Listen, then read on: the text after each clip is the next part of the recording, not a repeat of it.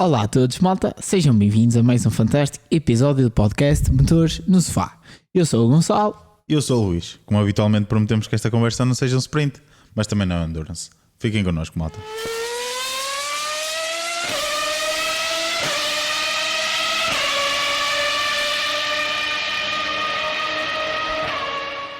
Boas, malta. Estamos então de regresso. A primeira corrida na Europa. Exatamente. Em Imola, no Grande Prémio Made in Italy. Exato. Emília-Romanha. É melhor abreviar. Exatamente. Da Emília-Romanha. Primeira prova em solo europeu. Exatamente. Passados 15 dias regressamos com mais uma corrida. Finalmente o não é o Grande Prémio, é a Fórmula 1 chegou à Europa. E porque se calhar é um pouquinho a partir de agora que o campeonato começa, não é? Sim, agora temos diz, a segunda parte do campeonato, digamos assim, não é? Porque já tivemos praticamente todas as provas, equipas a trazer atualizações e tivemos se bem que eu não considero que seja a segunda parte, eu acho que ainda estamos no início do campeonato, é muito longo. Na realidade, são 7 de 24 corridas. Sim, ou seja, ainda só vamos a um terço. Sim, ainda muita tinta vai correr neste campeonato. Desculpa, continua. E bem, malta, só para darmos aqui o nosso habitual resumo do fim de semana, por assim dizer. Um time-lapse, quase. Exatamente. Não é? Max Verstappen conseguiu fazer novamente a pole position, conseguiu novamente ganhar a corrida. Exato. Depois de na última prova ter sido o Norris a conseguir a vitória. Desta vez Max Verstappen regressa aos triunfos, Lando Norris em segundo, Charles Leclerc termina assim o pódio. É o mesmo pódio da 2 semanas, só que inverte. Com o vencedor invertido. Exatamente. Oscar Piastri faz o quarto lugar e Carlos Sainz termina assim o top 5. A volta mais rápida desta vez ficou para George Russell. Foi o Russell que depois no final conseguiu ficar com a volta mais rápida. Sim, porque ele parou mais tarde. Exatamente. Gonçalo, uma corrida que pareceu muito monótona, não é? Que no final não pareceu. Foi monótona. Uma corrida que foi muito monótona, que deu para tirar assim aquela sonequinha de domingo. E deu para tirar muitas ilações. Que no final, eu não diria que nos surpreendeu, mas deixou-nos com água. Eu acho que no final mostrou aquilo que todos nós esperávamos, que era uma luta pela vitória. No mínimo a 2, que eu acho que, e existe já podemos, se calhar tu depois até poderás adiantar mais alguns dados, mas que poderia ter sido a 3, que era o que se avizinhava, principalmente com os testes que aconteceram principalmente na sexta-feira.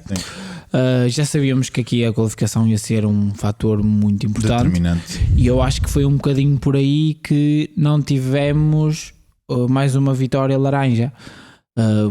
Adianto já aqui, isto é a minha opinião, eu acho que o melhor carro do fim de semana foi outra vez o McLaren, e lá está, é aquilo que tu estavas a dizer, foi uma corrida monótona, foi. Mas eu acho que foi uma corrida que a mim deixa-me com os olhos muito regalados. Exato, para o futuro com expectativa para o que virá à frente. E não digo para o próximo ano, eu digo para este ano. Exato. Sim. O que é que tu achaste? Vamos já começar aqui pelo nosso habitual percorrer da grelha. E começamos cá pela Red Bull e neste caso por Max Verstappen. Certo. Eu acho que o Verstappen ganha a corrida no sábado. Sim, porque faz a pole position. O Max faz a pole position. Já lá vamos à questão do Hülkenberg ou Magnussen. Hülkenberg. Mas o que é certo é que Max Verstappen faz a diferença no sábado. Sim. Depois podemos ir a pormenores, como eu estava a dizer, da questão do Hülkenberg, mas o que é certo é que Max Verstappen faz a diferença no sábado e isso traz-lhe toda a vantagem para o domingo. Correto. Porque o que nós reparamos foi que nesta pista era difícil ultrapassar e era algo que já se sabia, que já se previa. É uma pista de difícil ultrapassagem.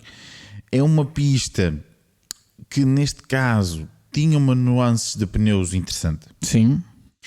que fez com que os pilotos tinham que fazer alguma gestão isso concordo. Dos pneus, e acho que isto foi algo bom para a corrida, porque senão ainda tinha sido pior, a corrida ainda tinha sido mais. Foi a primeira vez que a Pirelli arriscou mais um bocadinho e trouxe os 3 compostos mais macios. Não é? E o que eu retiro deste grande prémio é que se o Max Verstappen em ar limpo acaba a corrida a conseguir ganhar por uma unha negra, o Norris se calhar mais uma volta ou duas e eu acho que sim, e dava, podia dar, e conseguiu fazer toda a gestão da sua corrida na frente. O que seria se Lando Norris o consegue ultrapassar no arranque? Eu acho que tínhamos uma vitória McLaren. É isso. Porque o que nós vimos eu acho que trazes aqui um ponto importante, e tu referiste bem que o Max Verstappen ganhou a corrida no sábado, não foi a Red Bull que ganhou a corrida. Sim. Eu acho que eu já comentei isto contigo, e tendo em conta as performances de Pérez este ano, principalmente, o ano passado não falo isso, eu falo as performances do Pérez este ano, será que efetivamente neste ano quem está a fazer a diferença é Max Verstappen e não o carro Red Bull? Porque a diferença, o Pérez não consegue extrair o mínimo daquele Red Bull. O ano passado o Pérez, no início do ano, faz um grande arranque que ano conseguiu. E este ano também fez muito, as primeiras 3 corridas eu acho que foram muito bem conseguidas. As últimas 2, só as últimas 2 é que deixam um bocadinho a desejar, e principalmente esta corrida é que me faz pensar que não sentes que pela primeira vez, eu acho que o carro mais forte neste momento é o Red Bull. É isso que eu ia dizer, eu acho que este é o grande prémio em que pela primeira vez eu sinto o Red Bull não me pareceu o carro mais rápido. Houve alturas em que se calhar tu podes ter ficado indeciso. Sim. Mas neste foi o primeiro em que eu fiquei com a ideia, que eu fiquei com a sensação que o Red Bull não era o mais rápido. Eu acho mesmo que o Max Verstappen ganha a corrida porque sai a mudança do campeonato. Exatamente. Eu sinto mesmo que o Max ganha a corrida no sábado porque faz a pole position e também no primeiro stint de médios, em que ele conseguiu ser mais rápido. Sim. Mas eu acho que esse stint de médios é muito influenciado pelo ar limpo, por ele estar em primeiro. Exatamente. O carro está cheio, está pesado. É fator crucial. Se nós olharmos para trás, se reparares, o Max constrói as vitórias sempre no primeiro stint, que é quando o carro está cheio, é o carro onde está mais difícil, onde os pneus irão sofrer muito mais cargas. Percebes? Lá está. Eu acho que Norris, o que me imagina, eu ainda penso um bocadinho será que não era possível o Norris ganhar assim na mesma corrida, mesmo estando atrás durante o stint médio? Era, e ele provou-nos que era possível. Por exemplo, sim, era possível se tivesse mais 4 voltas, mas estou a dizer, nestas 63 voltas, será que se ele para um pouco mais cedo... Desculpa, se ele para um pouco mais tarde, por exemplo, nós vimos que o Max para e o Norris também parou, e os Ferrari pararam 5, 6 voltas a seguir. Sim. Será que eu acho que foi essa a estratégia da Ferrari? Foi ter pneu no fim. E eu acho que a Red Bull não estava a contar com a queda dos pneus duros. Sim. E eu acho que a Ferrari precaveu isso.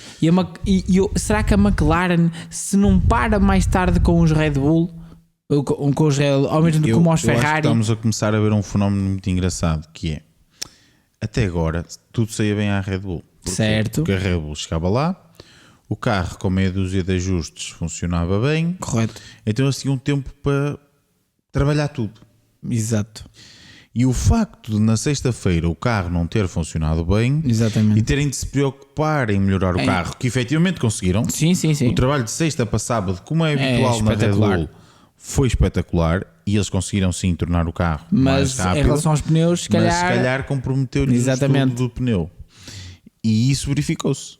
E verificou-se que no final da corrida a Red Bull não estava a contar com aquilo. Não, exatamente. A Red Bull certamente não estava a contar com aquilo. E por contrapartida, e respondendo àquilo que tu estavas a perguntar, a McLaren não acreditou que dava. Certo. É isso que eu também penso. A McLaren só percebeu que dava quando o Max já tinha mesmo os pneus. Exatamente. Será que se eles percebem mais cedo, no ritmo normal, perceberam que estavam a ganhar tempo ao Max? Exatamente. Se eles tivessem acreditado, porque depois eles perceberam que estavam a ganhar tempo, então sim começaram a forçar o ritmo. Se eles acreditassem ou seja, mais cedo, sim.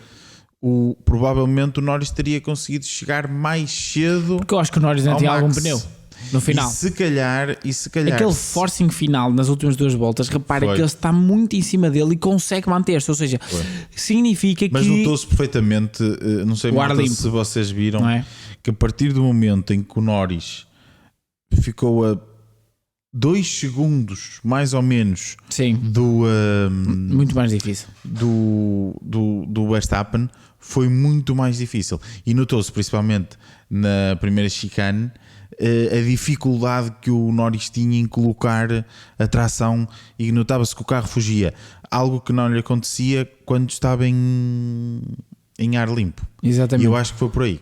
Sabes, outra, só para finalizar o caso da Red Bull, eu acho que neste momento a diferença entre os Red Bull e, neste caso, o Red Bull de Max Verstappen e os McLaren e os Ferrari reside no facto de, eu acho que a McLaren nem tanto, mas ainda um bocadinho, a McLaren e mais a Ferrari, para estarem ao nível da Red Bull na corrida, têm de afinar o carro mais para a corrida, certo? Perdendo um pouquinho na qualificação, enquanto que a Red Bull ainda tem essa pequena, eu acho que ainda tem essa pequena vantagem, principalmente em relação à Ferrari. Em relação à Ferrari, de que permite ser um pouquinho mais agressivo para a qualificação e manter o bom ritmo de corrida. Em relação à McLaren, eu já tenho algumas dúvidas, e neste fim de semana isso verificou-se, e podemos agora até falar um bocadinho do caso do Hülkenberg, porque, malta, não sei se depois vocês viram, o Max na volta de qualificação teve um massive tow, podemos assim dizer, do Hülkenberg, que pelas contas parece que ele ganhou cerca de 0.15 entre uma décima a uma décima e meia só no primeiro setor. E depois, se vamos verificar a diferença que aconteceu para os McLaren no tempo final da qualificação, verificámos que o Piastri fica a 74 milésimos e o Norris, ou seja, podemos ver. Exato, vê aí, mas até excluindo até o Piastri, Luís, porque o Piastri depois leva a penalização. O Piastri fica a 74 milésimos e o Norris a 91. Exatamente, o Norris tem a pole position. Eu já nem falo do Leclerc, o Leclerc ficou a 100 e... Não, o Leclerc ficou a 224. Ok, ficou um bocadinho longe. Pronto, tudo bem, mas imagina, em relação ao Norris, o Norris fazia a pole position. Certo. Entre aspas, estamos aqui pronto a falar um bocadinho por cima e por alto. Sim. Mas pelo menos a luta é ela por ela. Sim. Ou seja, é aquilo que eu estava a dizer. A Ferrari necessita de ainda afinar um bocadinho o carro. E nesta já vamos, pista apareceu ela por ela. E já vamos à Ferrari depois falar só um bocadinho. A Ferrari parece que ainda precisa. Já nas últimas corridas notava-se que a Ferrari já conseguia ter um grande ritmo de corrida, mas tinha de perder pace na qualificação, enquanto que a McLaren parece-me que já está ao nível, tanto luta com a Red Bull na qualificação, como acho que está mais que visto que luta com a Red Bull na corrida. A dizer que achas que eles têm que afinar mais o carro para a corrida, e eu por acaso acho que não. Eu acho que a questão é, a McLaren parece-me estar ao nível da Red Bull, sinceramente. Isto aqui, dizer isto é espetacular, não é? Exatamente. Eu acho que pelo que estávamos a falar há um ano atrás, como é que é possível? Mas a McLaren parece-me estar ao nível da Red Bull, pelo menos nas últimas 2 corridas pareceu. Sim. E aliás, em Miami até pareceu mais estar ao ritmo da Red Bull na qualificação do que na corrida. Correto. Na corrida é que confirmámos outra que vez bem. nos pneus duros. Exatamente. Como aqui. aqui eu acho que a McLaren está ao nível da Red Bull. Eu acho que o touro recebido pelo Verstappen foi o que fez a diferença. Não estou a dizer que o Verstappen não pudesse conseguir a pole na mesma, mas ia ser no limite, ia ser apertado. Exatamente. E foi apertado. E foi apertado mesmo assim. A questão é essa, é que foi apertado. Portanto, eu acredito, a Red Bull, a McLaren parece-me estar ao nível da Red Bull em questão de qualificação. Em questão da Ferrari, a Ferrari, para mim, em qualificação, tem o problema da temperatura dos pneus. Não consegue. É o problema do Aston de há 2 anos, não é? Sim. Parece-me que é por aí. Parece-me que é pela questão que é a vantagem da temperatura dos pneus. Que depois não é tanto pela questão da performance. Do ritmo em si, não é? Exatamente. Não me parece que é tanto pela também performance, pode ser. Mas sim pela temperatura dos pneus. A Ferrari, e notou-se mais uma vez esta corrida, pareceu-me o melhor. O melhor carro a gerir pneus. A gerir pneus é o melhor. Outra coisa que se fosse há um ano atrás diríamos... é surreal, não é? Exato. Sim, eu também concordo. Em termos de gerir pneus, eu acho que o Ferrari é o mais forte neste momento. Parece-me que sim. E o que para eles é um benefício para a corrida. É uma penalização para... É uma penalização na questão da qualificação. Não tinha pensado nisso. Mais difícil. Mas sim. Na Q3 e ainda mais nesta corrida, porque nesta corrida nós vimos que houve malta a tentar fazer 2 voltas de aquecimento. Portanto... e a pista estava quente. Portanto, são 2... Ou seja, eu acho que isto é muito bom para o campeonato. Eu acho que porque sim. Nós estamos a dizer que a McLaren está lá e estamos a dizer que a Ferrari e já está lá. Imagina, é só por esta questão dos pneus. E mesmo esta questão dos pneus pode ter sido um bocadinho inflacionada nesta corrida porque, ou seja, ainda era mais difícil colocar temperatura. E eu não acho só isso, Luís. Ou não é colocar temperatura, mas sim colocá-la na temperatura ótima. E não é só isso. Não esquecemos que a Red Bull trouxe upgrades, a McLaren trouxe upgrades há 2 semanas. Sim, na corrida ganhou passada. A corrida. Esta semana manteve-se lá na frente, ou seja, podemos considerar que confirmam-se os upgrades. Exatamente. Temos 2 pistas bastante distintas e a McLaren está lá. Está na luta pela vitória nas 2, ganha uma, a outra fica em segundo. Sim, estás a dizer um pormenor agora muito interessante. E por fim, 2 pistas bastante diferentes. E por fim, eu acho que temos a Ferrari que mostrou-nos outra vez um ritmo fortíssimo. Depois até tens aí alguns dados. Sim. Até podes até adiantar isso agora. Sim, nós temos aqui alguns dados, malta, em que vemos que efetivamente pronto, vamos pegar nos 3 pilotos que foram mais rápidos.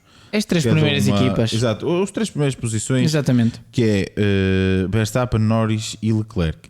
E vemos que o carro mais rápido até acabou por ser Lando Norris. Exatamente.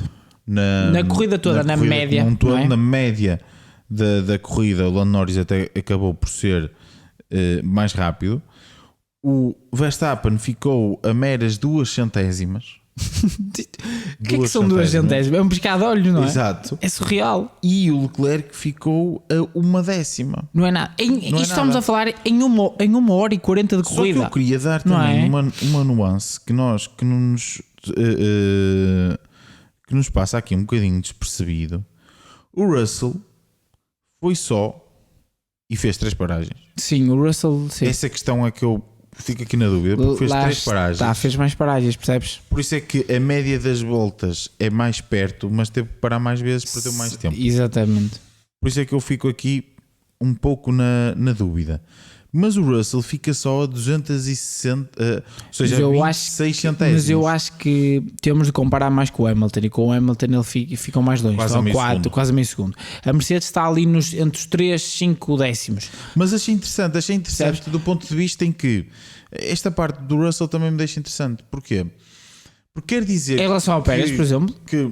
E não só quer isto dizer que a Mercedes quando conseguir resolver...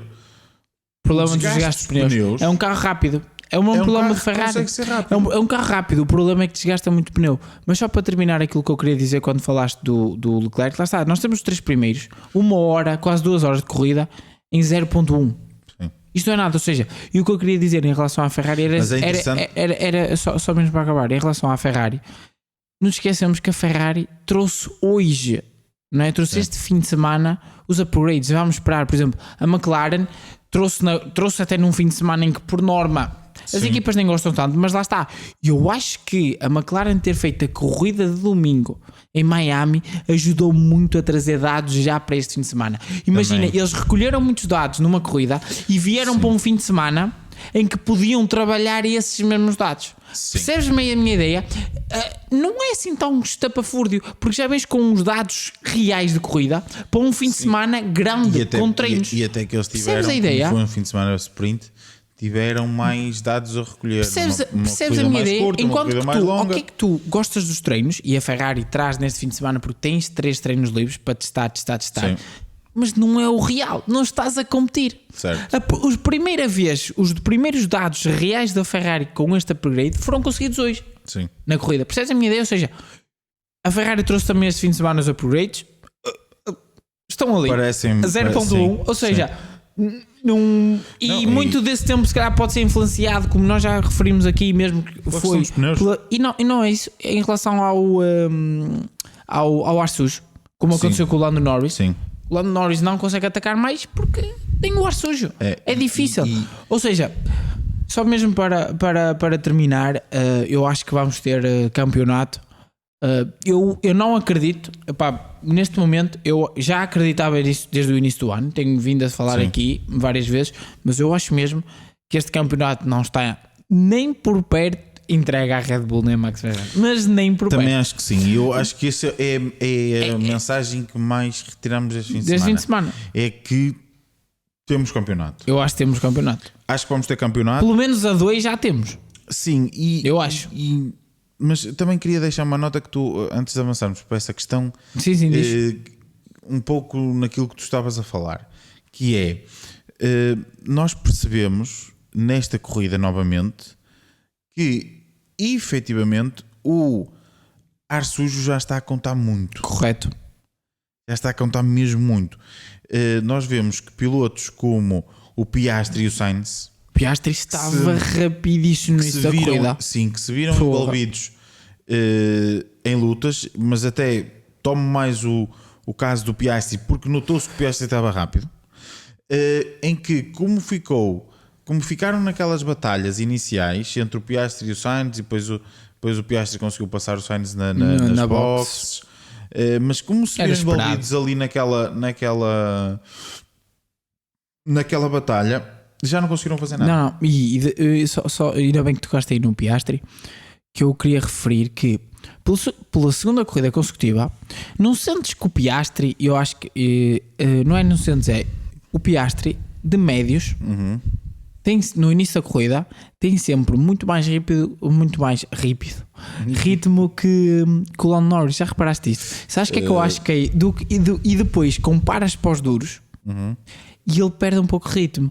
Mas sabes o que é que eu sinto? Que a diferença no Piastri para o Norris está neste momento ainda no gerir o pneu. Se tu reparares, o stint de médios é sempre mais curto. É aí que eu te ia dizer. Enquanto que o stint de duros é sempre mais longo, não é? Exato. E eu sinto que o Piastri ainda está com aquela dificuldadezinha. Acho que o Piastri, não é? Está a aprender. Exatamente, neste momento falta-lhe experiência. É só isso. Por isso reparaste, nos stints curtos, ele é fortíssimo de gestão da corrida. Nota-se que ele tem dificuldade em levar os pneus, não é? E até ao fim. A corrida engloba muitas coisas. Engloba a questão de pneus, combustível. Envolver-te em batalhas que deves ou não envolver-te. Claro. Não estou a dizer que foi o caso este fim de semana, como é óbvio. Mas eu acho que neste fim de semana, e mesmo em Miami, foi mesmo o caso de ritmo de corrida só. Sim. Nem foi por lutas. Lutas depois em Miami, sim, ele teve com aquela com o Sainz, mas isso já estava arredado, não é? Sim. Com o safety car. Eu estou a falar mesmo, eu acho que a diferença está em que o Piastri ainda não conseguiu controlar bem e como fazer render os pneus nos stints mais longos, porque eu acho que nos stints curtos eu acho que ele está um bocadinho acima já do Lando, não é? Sim. Não estou a dizer que o Lando, que o Piastri está a fazer o melhor época, não é isso que eu estou a dizer. Eu estou a dizer que eu sinto que o Piastri, ao resolver, quando aprender a fazer isso, estamos a falar de um que é segundo ano, não é? Sim. O rapaz tem 21 anos, eu acho que temos ali um piloto muito, mas muito bom. Também acho. Não esquecer que ele tem.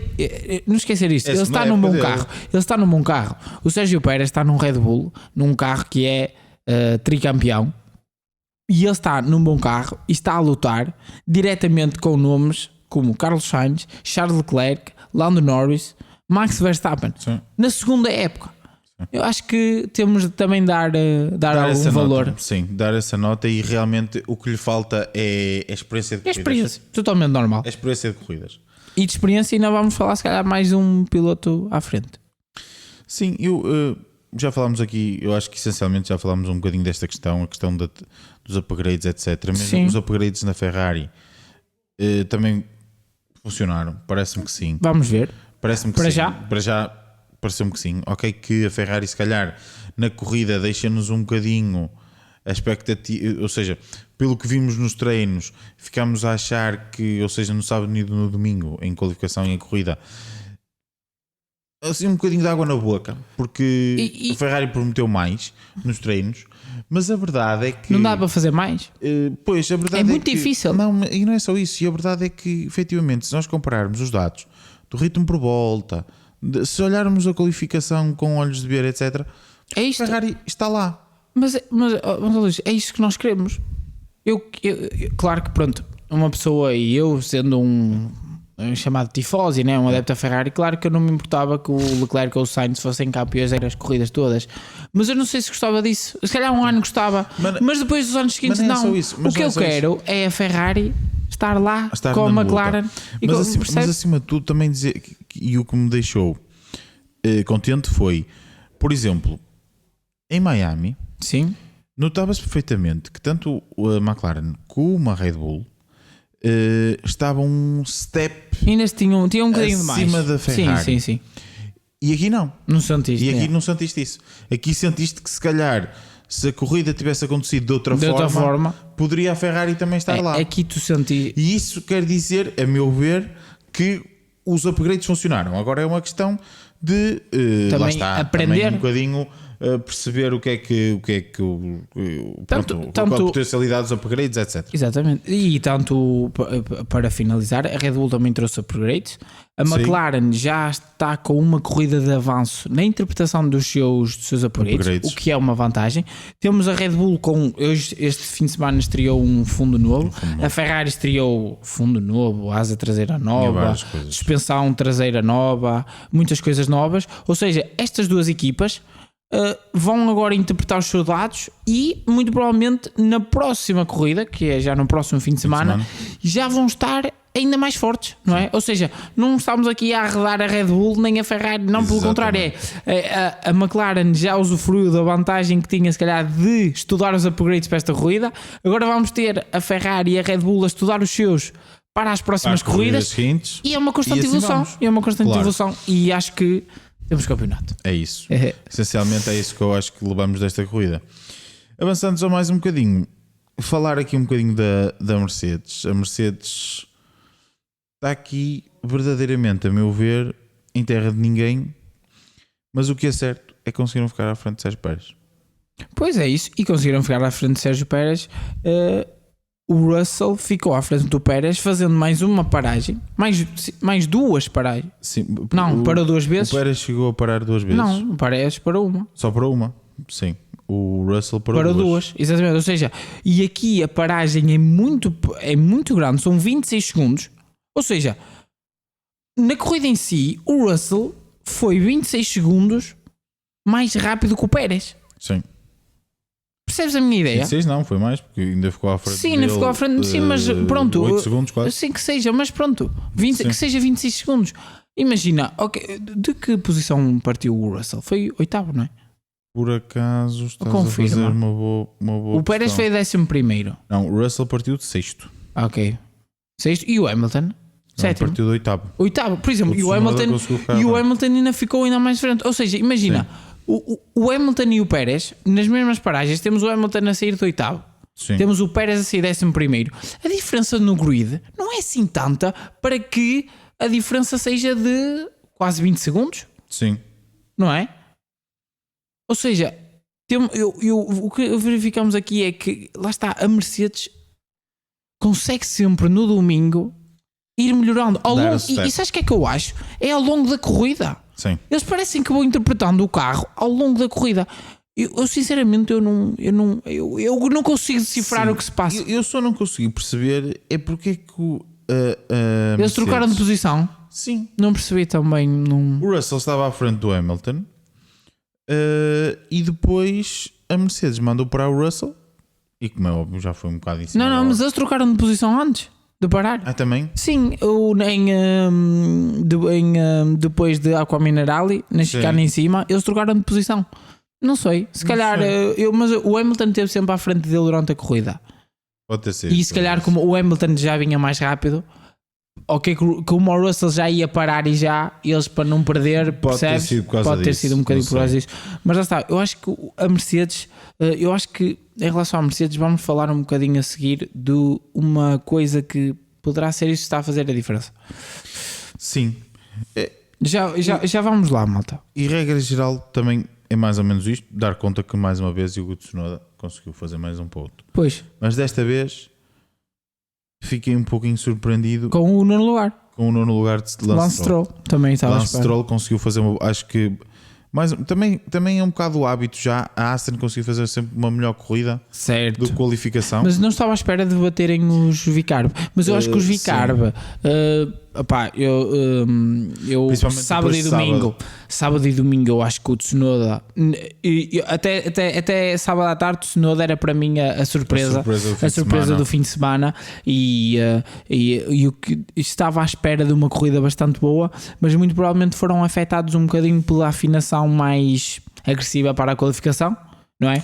E perderam um bocadinho, talvez. Se bem que perderam um bocadinho, como quem diz, não é? Acabam nos pontos outra vez. Sim, certo, mas é a primeira vez já desde há muito tempo que a Bicarb consegue meter 2 carros na qualificação, na Q3. Consegue partir com Dani Rick de nono e com Yuki Tsunoda de sétimo. E a verdade é que só consegue chegar ao final da corrida com Yuki Tsunoda em décimo. Mas é isso que eu te digo, eu acho que eles sacrificaram um bocadinho a corrida, talvez, pela qualificação, talvez, muito por culpa da pista em que estamos, percebes? Sim. E também quando sacrificas demais, depois o undercut também conta muito. Mas mais uma vez, percebes a minha ideia? Mas mais uma vez aqui a Haas também a conseguir 11º, 12º. Estavam lá quase. A Haas eu acho que a Haas e a Bicarb vão lutar até ao final. Sim, eu acho que vão ser as duas. E não esquecer que a Haas ainda não trouxe qualquer evolução, não é? Uma atualização. Estou muito curioso para também saber. Também eu. A Haas geralmente praticamente trazia um carro no início do ano e pronto. E acabou. Exatamente. E, portanto, estou curioso para perceber quando é que a Haas vai trazer alguma evolução. Só para terminar, antes de avançarmos para a nossa rúbrica, só de referir aqui e dar um toque, já estávamos a falar dele, mas Tsunoda este ano está a começar a fazer um caso sério. Sim. Não só para ficar na Fórmula 1 com um bom lugar, mas quem sabe ter uma oportunidade num lugar maior. Não digo ir para um lugar de Sérgio Pérez, mas todos os lugares têm em abertos. Lá está, a Honda entra na Aston Martin em 2026.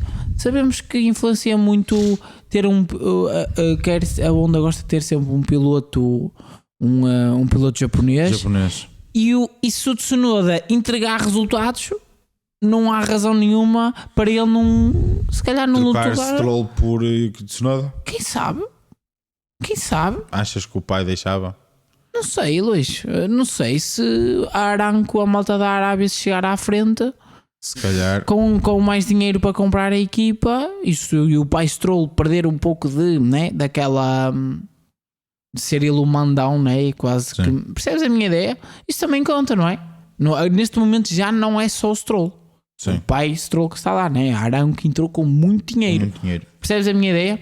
E eu sou-te sincero, eu sou aqui, muito, quando sou crítico, e não era o maior fã de Tsunoda, mas este ano eu acho que ele está a fazer uma boa época. Eu acho que o Tsunoda é sem dúvida o exemplo daquilo, e isto foi aquilo que eu defendi já quando o Tsunoda subiu à Fórmula 1. Falamos sobre isso. E ele está agora a ganhar a maturidade. Eu acho que ele subiu demasiado cedo. Exatamente. Ele fez uma temporada de Fórmula 2 e subiu. Sim.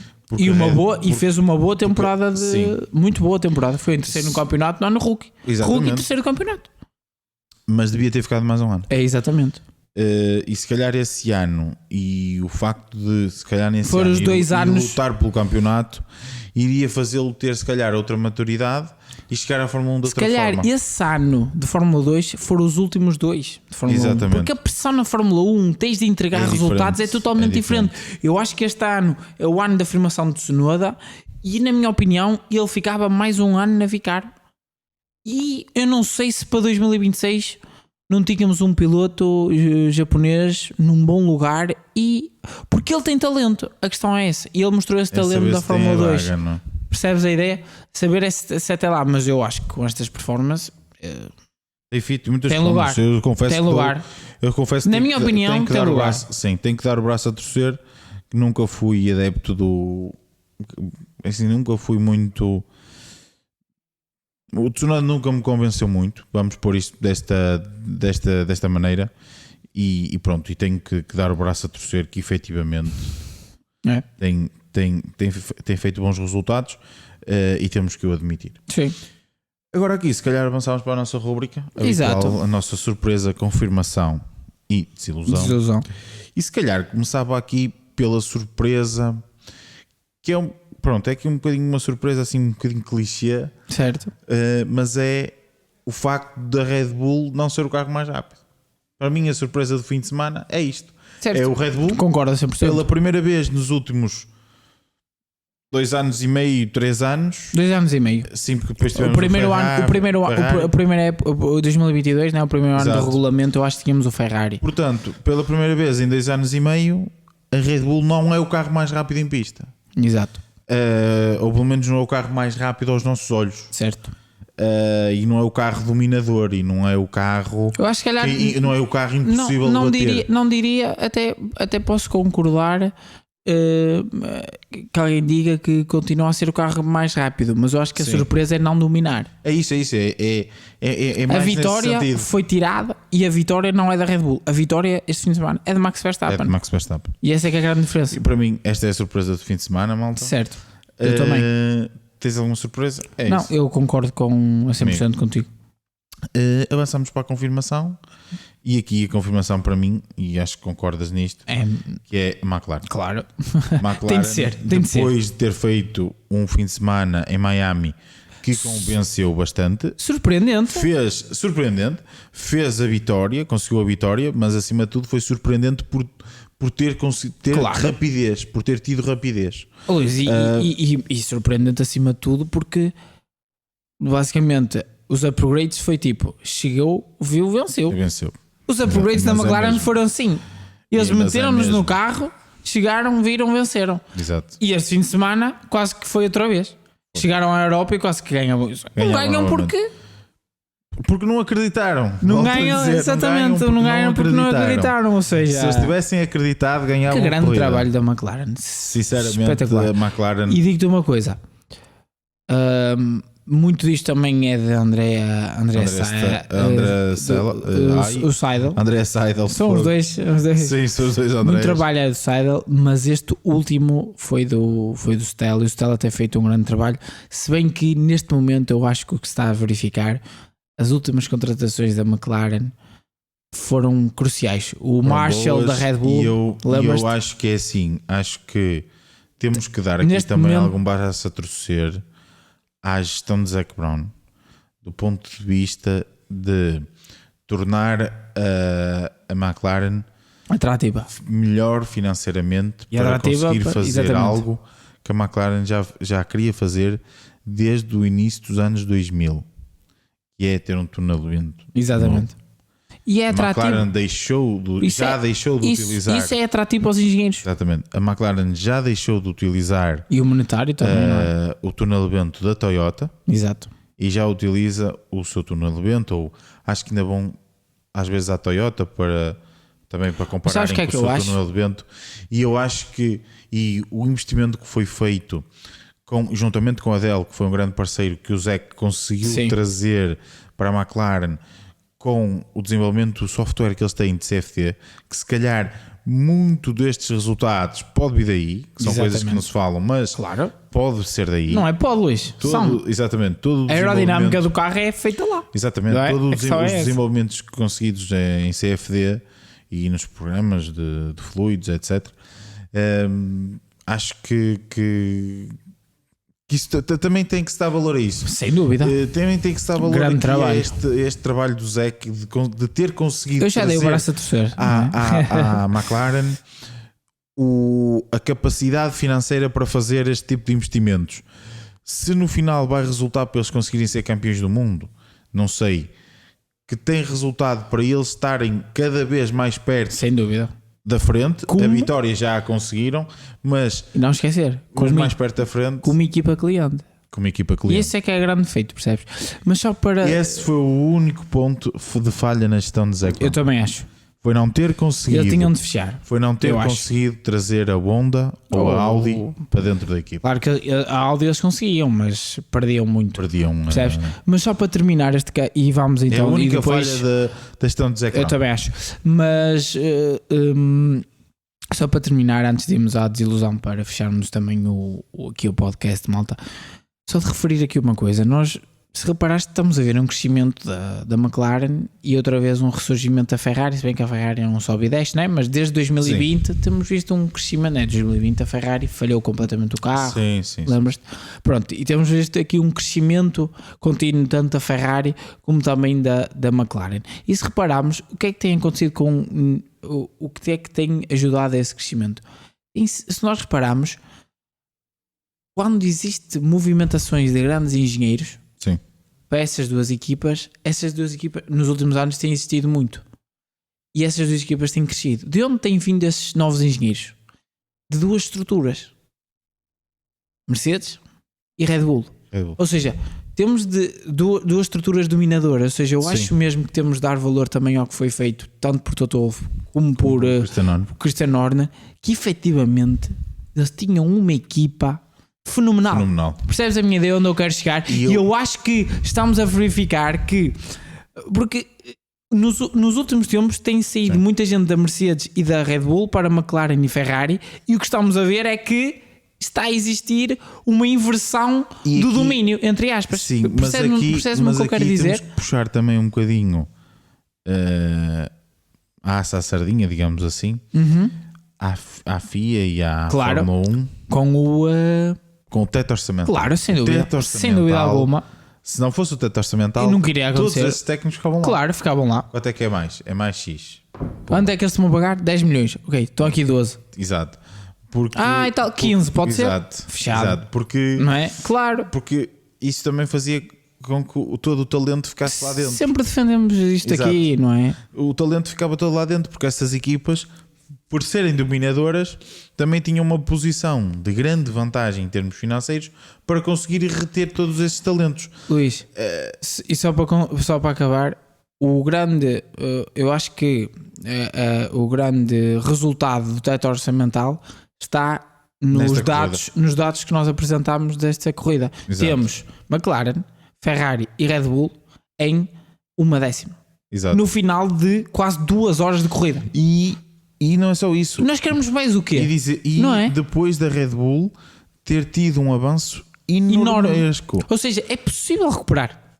Não é? Porque se fosse outra hora, a Red Bull nunca deixava fugir esta vantagem até ao final das regras. Não, porque o investimento ia ser muito superior, eles já tinham a vantagem e o investimento iria continuar a ser muito grande, eles iriam arranjar alguma solução. Sim. O que se está a verificar agora é que nota-se que eles já estão com mais dificuldade em ir buscar aquela décima. Porque as horas de túnel de vento são menos que as dos outros. É isso mesmo. E por aí fora. E portanto... É isso mesmo. Acho que sim, acho que tem sido. Nós sempre defendemos isso aqui, eu acho que foi uma grande medida e isto está-se a verificar agora. Aos bocadinhos e vai-se verificar. E na próxima regulamentação, que é a primeira regulamentação, eu ia falar disso agora, em que nós já entramos com tetos orçamentais. Exatamente. Porque nesta regulamentação não houve, exatamente. Só começou a haver teto orçamental, já o desenvolvimento para estas regulamentações estava em andamento. Por isso é que eu digo, eu não sei se é assim tão descabido nós termos uma Audi a entrar já perto do cimo. É assim tão descabido? Não te esqueças. Acho difícil. Eu acho que poderá ser só por... eu acho que a grande questão será sempre na fiabilidade. Eu acredito. Eu digo imagina, Luís, porque imagina, nós reparámos que a Ferrari conseguiu criar um carro, né, de 21 para 22, certo? Mudança de regras. Sim. Porque como é mudança de regras, tu podes acertar. Sim. Percebes o que eu quero dizer? Sim, isso é verdade. Como é mudanças de regras, tu podes acertar como a Ferrari acertou naquele início de ano, como a Red Bull acertou. Percebes? Eu isso concordo. Ou seja, eu não me admirava. E a Sauber pode estar a trabalhar nisso e pode. Eu não sei se é. É por norma, é difícil de chegar. Eu acho que a maior questão é em relação ao motor. E isso sim é difícil. Basta olhar para o processo da Honda. Foi bastante demorado. Basta olhar para a própria Renault. Tem tido algumas dificuldades e está na Fórmula 1 há anos. Sim. Ou seja, eu acho que é mais em relação à parte motriz do que à parte aerodinâmica. Eu diria-te de outra forma. Eu estou a ter dificuldade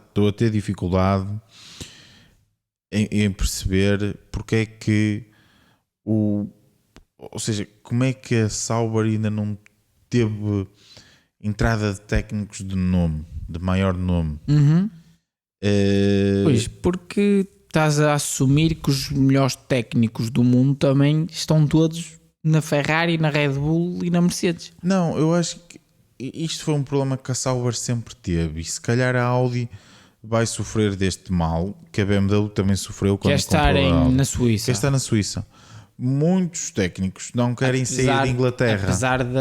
Apesar destas instalações da Sauber na Suíça são muito são fixe. Muito boas são muito boas. Apesar de já estarem, principalmente foi a BMW na altura que investiu muito na Suíça, entretanto, por exemplo, eles já não utilizam o túnel de vento. O túnel de vento deles na altura era inovador, era muito inovador porque dava para dois carros, eles conseguiam testar dois carros ao mesmo tempo. Surreal. Era muito bom, permitia muitas coisas. Eu por acaso não sei se a Audi está a reconstruir. Neste momento está inutilizado. Penso que a Audi vai investir nisso, acho que sim. Faz sentido. Acho que faz todo sentido.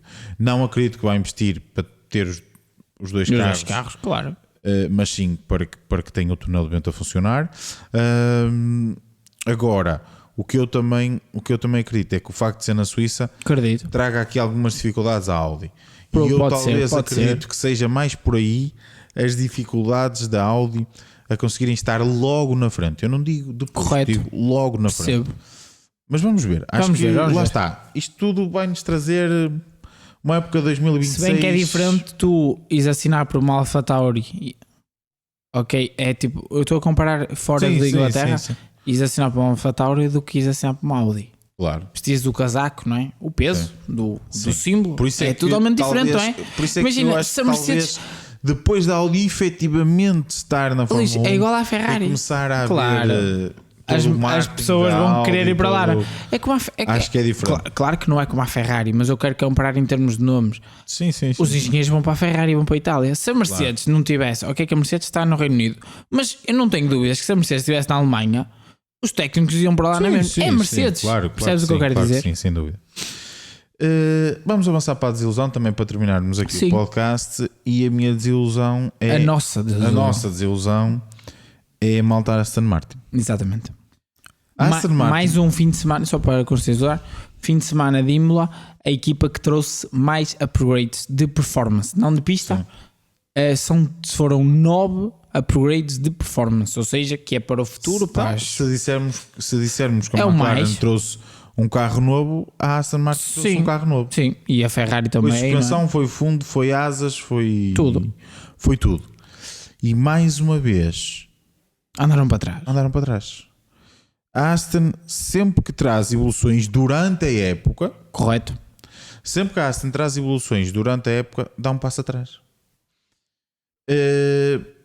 E isto é um bocadinho difícil de entender, porque os técnicos que desenvolvem o carro durante o inverno são os mesmos que desenvolvem o carro durante a época. E portanto, isto faz-me alguma confusão. A dificuldade que a Aston Martin tem tido em conseguir dar o salto, porque parece-me que tem tudo. Tem um bom piloto, tem aparentemente bons engenheiros, tem aparentemente é mais uma equipa que tem ido recrutar muitos e bons engenheiros às 3 grandes equipas. Exatamente. Portanto, sinceramente, está-me a custar perceber estranho. É que sempre que trazem upgrades são downgrades. Exato. E isto avançamos um bocadinho e à procura de algumas respostas. Nuno Pinto, no último podcast da Sport TV, grelha de partida, deixou-nos, ou foi no iPhone da Sport TV, não sei, um dos dois, nos dois. Deixou assim uma nota, ou deixou a entender que queria falar mais sobre o assunto depois desta corrida. Correto. Deixando assim no ar a ideia de que se calhar a Mercedes poderia estar com alguns problemas no túnel de vento e alguns problemas de correlação entre o que se vê no túnel de vento e o que se vê depois efetivamente na pista. Não sei se será isso ou não. A Aston ainda continua a utilizar o túnel de vento da Mercedes. O túnel de vento deles penso que está praticamente pronto, mas também eles já inicialmente vieram dizer que se calhar até ao final destas regras iriam utilizar o túnel de vento da Mercedes. Claro. Por questões de continuidade. Sim. Não sei se será a melhor opção, mas ok. Mas não, o que me deixou entender é que eles depois iriam um pouco como a McLaren está a fazer. Ainda vai ao da Toyota enquanto utiliza o deles, que é para terem comparações, certo, entre os novos resultados do deles. Sim, mas aqueles que eles conheciam. Eu estava a falar mais no sentido de utilizar já estas regras para conseguir perceber a correlação tanto de um lado como do outro. Ok. Era aí que era mais ou menos isso que eu estava a dizer. Que assim, para as novas regras, já percebes como é que funciona o teu túnel de vento. Exatamente. Exato. Mas tinha deixado um bocadinho no ar esta questão. E isto, se calhar, se pensarmos no lado da Mercedes, que era aquilo que estávamos a falar há pouco. Se pensarmos do lado da Mercedes, se calhar isto não é tão absurdo assim. Porque o que nós pensamos, e vamos pensar aqui um bocado racionalmente, é a Mercedes tem excelentes técnicos. Estamos a falar de uma equipa que foi 8 vezes campeã de equipa seguida. Exatamente. 7 vezes campeã seguida de pilotos. Com carros dominadores. Eles não nos aprenderam. Com duas regras pelo meio. Exatamente. Com 2 estilos de regras pelo meio. Portanto, eles não nos aprenderam. Ok que saíram alguns técnicos, mas muitos estão lá ainda. E a Mercedes também, durante os 8 anos de vitórias, teve muitos técnicos a sair e a entrar. É totalmente normal. Mesmo assim não é? Conseguiu manter a sua estrutura bem. O seu domínio. Nem exatamente. É só o seu campeonato, é o domínio. E como é que, assim, sinceramente, custa-me a perceber como é que uma equipa destas, de um momento para o outro, não consegue dar o salto. Não acerta. Inicialmente achámos que não acertava porque o conceito era diferente. Exatamente. Ok, que agora também ainda estamos na 6ª corrida com este conceito, não é? Sim, também claro, podemos já... Sim. Mas são já 3 anos. É isso. E eu... Parece-me a mim. E se tu pensares, os upgrades quando vêm não melhoram. Imagina, tu viste um upgrade da McLaren em que chegou, montou, ganhou a corrida, deu um salto. Certo, nem vou pegar por aí, mas notou-se que deu um salto. Certo. A Ferrari chegou, notou-se que deu um salto. Estão ao mesmo nível da Red Bull e da McLaren. A Aston traz um upgrade que muda o carro todo. Anda para trás. A Mercedes traz um upgrade. Não anda para trás, mantém-se. É igual. Parece que o carro anda mesmo. Mas é porque a Mercedes... É isso. Eu acho que a Mercedes não são downgrades como a McLaren. Não é. Como a Aston Martin. Mas também não são upgrades. São um mantimento. Exato, um mantimento. Não é? É ali uma... É difícil de explicar e é difícil de entender como uma equipa... Eu já nem pego na Aston, mas pego na Mercedes... Uma equipa como a Mercedes não conseguir de vez em quando ter um rasgo, como teve, por exemplo, no Brasil em 2022. Não tem um rasgo, não tem uma... Não sei, sinceramente custa-me a perceber isto. Do ponto de vista em que sabemos que tem bons técnicos. E mesmo o discurso do James Allison em relação a isso, nota-se que eles parecem que não conseguem acertar com o desenho da peça. Exato. E nota-se que eles estão com essa dificuldade. É que estamos a falar, o que é que podemos dizer que até o carro 2022 O James Allison não estava, mas este carro já foi feito, parte dele pelo James Allison. Sim. James Allison é o responsável, um dos grandes responsáveis, e o André Chauvelin também, que ainda está lá. Os dois juntos são muito da parte responsável do domínio da Mercedes na década de 2010. Exato. Não é? Ou seja, 2010 não, 2010, 2010 2020. para a frente. Sim, mas é nessa década, não é? Mas, Sim. Pronto, mas são os dois muito responsáveis. E não é só isso, imagina. Se pensares nesse sentido, andamos um bocadinho para trás. Será que a Mercedes... Porque a Mercedes falava muito que o conceito chamamos-lhe entre aspas o foguete, sem hipóteses. Eles diziam que o Zero Pod, eles pelas correlações dele, iria funcionar muito bem. Deles, sim.